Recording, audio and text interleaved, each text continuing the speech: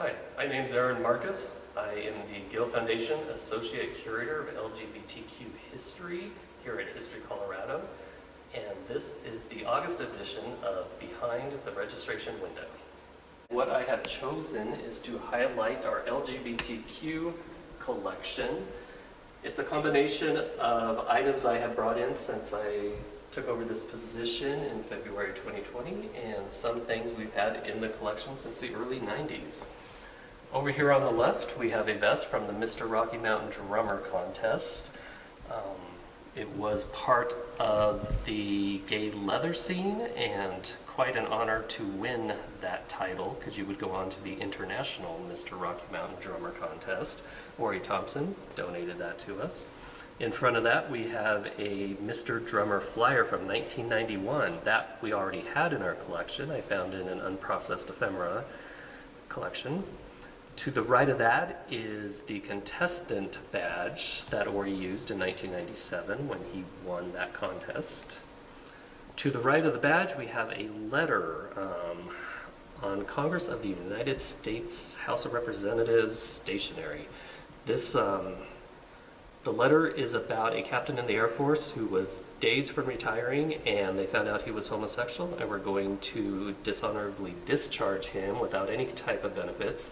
So what's amazing about this letter, aside from the historical significance, is the people who signed it, such as Nancy Pelosi, Maxine Waters, and many others. Behind the letter, we have two binders from an organization called Ground Zero. Ground Zero was started after Amendment 2, and it got its name because it was started in Colorado Springs, which is where Amendment 2 started, and Amendment 2 basically legalized discrimination against LGBTQ people. To the right of those binders, we have binders for the Cheshire Children's Fund. So Cheshire was an organization that raised money for LGBTQ youth. In front of those binders, here in front of the window, we have two texts that we've also had in our collection since the early 90s, and I found unprocessed, so they will be made available to the public here soon.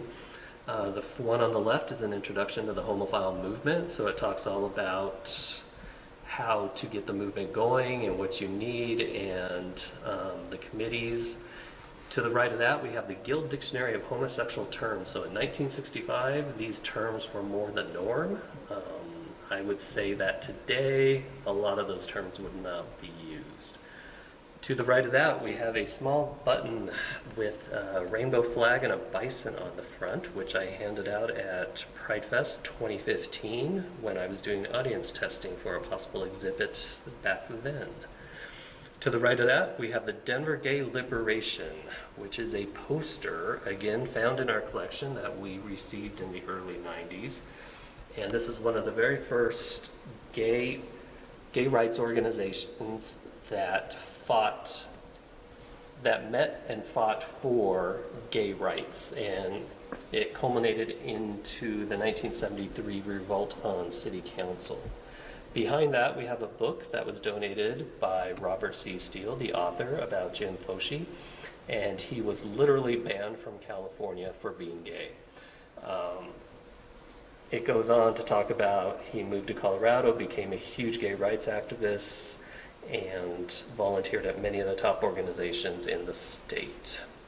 To the right of that, I did a sampling of photos. If you come to History Colorado, you can make an appointment at the Heart Research Center and look at any of these photos. This is a very small percentage of what we have. On the first card is Gay Pride from 1978 through 1980, and the poster behind it with the black and white photos is Gay Pride in 1981. It was called Gay Pride then, not Pride Fest as it is today. So if you come into the Heart Research Center, anything you see on this table you can have pulled, you can look at it.